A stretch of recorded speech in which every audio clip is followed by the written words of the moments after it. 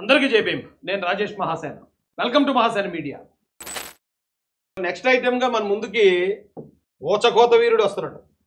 మామూలుగా ఉండదండి, ఓచకోతే. ఆల్రెడీ అందరూ చూశారు ఈ ఓచకోతని. ఎవరు ఇతని పేరు? జాన్ బెన్నీ లింగం. ఇతను కూడా చర్చ లేదు. నాకు తెలిసి మొన్న ఆ ఫోటో ఏదో పెట్టాడు. ఒక 4 ఆడవాళ్ళు ఉన్నారు, ఒక 5-6 పిల్లలు ఉన్నారు, అంతే. అంటే వీళ్ళని వాళ్ళ గ్రామాల్లోనే ప్రజలు ఎవరు నమ్మట్లేదు, పాస్టర్ని ఒప్పుకోవట్లేదు. కానీ వీళ్ళు బయటకు వస్తే ఇక మామూలుగా కత్తి తిప్పరండి. ఇతను వైఎస్ఆర్సీపీ అదే క్రిస్టియన్ మైనారిటీస్ వాళ్ళ నాయకుడట. ఓచకోతట. బైబిల్ పక్కనేటనంటే ఒక్కొక్కడిని ఓచకోత కోసం అంటున్నాడు. ఎవరిని? హిందువులు. ఎందుకంటే అంత రెచ్చగొట్టాల్సిన అవసరం వచ్చింది ఇతనికి. ఎందుకు వచ్చిందంటే మీరు ఎక్కడ కూడా చూడొచ్చు. గౌరవనీయులు మా వదిన మా భారతమ్మతో ఉన్నాడు అతను. ఆ ఫోటో ఒకటి. అలాగే ఇగో ఇక్కడ జగన్మోహన్ రెడ్డి గారికి పాలాభిషేకం చేస్తున్నాడు. అంటే వీళ్ళంతా ఇంటెన్షనల్గా చేశారండి ఇది. బ్రహ్మాజీ ఓ బఫోన్. వైఎస్ఆర్సీపీ క్రిస్టియన్ మైనారిటీ రాష్ట్ర ఉపాధ్యక్షుడు జాన్ బెన్నీ. ఏ పాస్టర్ గారు ఇలాంటివి చేయరండి. పాస్టర్లకు వాళ్ళ సంఘాన్ని కాపాడుకోవడానికి సమయం సరిపోదు. రేపు వచ్చే ఆదివారం, రేపు వచ్చే శుక్రవారం వాళ్ళు ఏ మెసేజ్ చెప్పాలని ఈ రోజు నుంచి వాళ్ళు ఆ బైబిల్ తిరిగేస్తే బైబిల్తోనే ఉంటారు ఎక్కువ శాతం.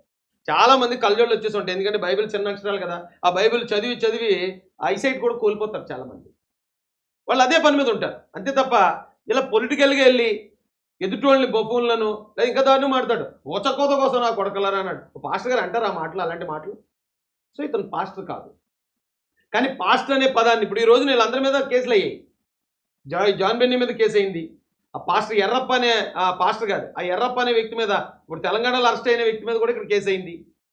ఇంకా చాలా మంది మీద అవుతుంది. వీళ్ళందరూ కూడా పాస్టర్ల మీద కేసులు పెడుతున్నారట. ఈ బాబోయ్ పాస్టర్ల మీద అని ప్రచారం చేస్తారు. మళ్ళీ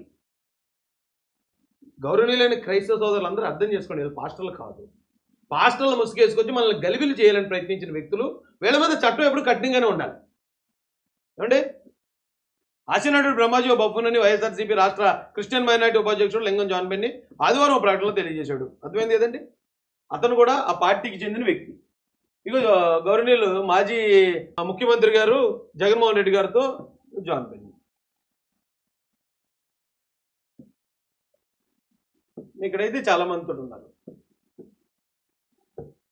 ఏమండి కొడాల నాని గారితో ఉన్నాడు, ఈయన విమలారెడ్డి గారితో ఉన్నాడు, ఇక్కడ ఎవరో లేళ్ళ అప్పిరెడ్డి గారు అనుకుంటా ఆయనతో ఉన్నాడు, ఇక్కడ సజ్జల రామకృష్ణారెడ్డితో ఉన్నాడు, ఇక్కడ పెద్దిరెడ్డి రామచంద్రారెడ్డి గారితో. ఇతను ఒక అఫీషియల్గా వైఎస్ఆర్సీపీ నాయకుడు. అతను పాస్టర్ ఎలా చెప్తాడు? నేను పాస్టర్ అని ఎలా చెప్పుకుంటున్నాడు? ఇప్పటికి ఇంకా పాస్టర్ అని చెప్పుకుని ఇతను ఏ దోపం చేసినా ఆ పాస్టర్లో నిజాయితీగా బతికే పాస్టర్లు అందరూ కూడా ఈ అవమానం మోయాల్సి వస్తుంది కదా. మీరు పాస్టర్లో మీరు ఎందుకు వ్యతిరేకించరు? రైట్. ఇప్పుడు ఎవడో పట్టపగలో ఏదో అదపని చెప్తూ నేను పాస్టర్ అని చెప్పాడు అనుకోండి, మీరు తిడతారు కదా. రే ఎదపని చెప్తూ నువ్వు పాస్టర్ అని చెప్పుకుంటే ఎదవా మా అందరికి కూడా చెడ్డ పేరు అవుతుంది, తిడతారు తట మీరు. అలాంటిది వీళ్ళంత నిస్సిగ్గుగా చేస్తూ ఉంటే మీరు నోరు మూసుకుని ఊరుకున్నారనుకోండి, వీళ్ళు చేసే అదపాలన్నీ మీ నెత్తి మీద పడతాయి. మొత్తం పాస్టర్లు అందరూ ఇలాగ ఉన్నారంట సొసైటీ.